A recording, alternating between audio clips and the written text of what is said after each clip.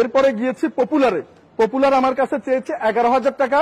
শওকত ভাইকে চিনে এই জন্য শওকত ভাইয়ের জন্য 11,000 টাকা রাখবে বলছে।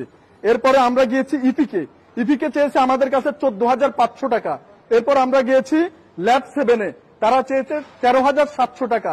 এরপর গিয়েছি আমরা শেভরনে, শেভরনে চেয়েছে আমাদের কাছে সকল ডিসকাউন্ট দিয়ে 13,000 টাকা। এরপর গিয়েছি আমরা ইবনে সিনাটা পরে বলছি যেহেতু সর্বশেষ এখানে আসছি। এরপর গিয়েছি আমরা ল্যাভেডে, ল্যাভেডে চেয়েছে আমাদের কাছে 13,670 টাকা। এরপর গিয়েছি পাশের পার্ক ভিউতে, পার্ক ভিউতে আমাদের কাছে চেয়েছে 16,950 টাকা। তো একই জিনিস, একটাই পরীক্ষা, মেডিকেলের ডাক্তারই দেখবে, কিন্তু মেশিনও তো সব এক। যেমন পপুলারে যখন গিয়েছি ওনারা ওনাদের বড় বড় বিলবোর্ড আমাকে সচক্ষে দেখিয়েছে এবং ওনারা বলেছে যে টেসলা মেশিন এবং 128 ক্ষমতা সম্পন্ন, সেটা নাকি চট্টগ্রামে আর কারো কাছে নেই। তাদের সর্বোচ্চ ক্ষমতা মেশিন যদি 11,000 টাকা রাখতে পারে, তাহলে অন্য যাদের ক্ষমতা নেই তারা কেন 17,000, 13,000, 15,000, 14,000 এভাবে চাইবে? নাকি স্বাস্থ্য খাতে কোনো মা বাবা নেই? আসলে বিষয়টা আমাদের খুবই বাবায়।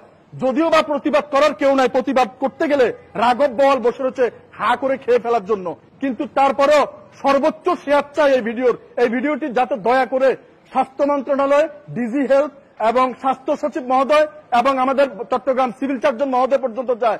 সরকারকে অসংখ্য ধন্যবাদ এবং স্যালুট।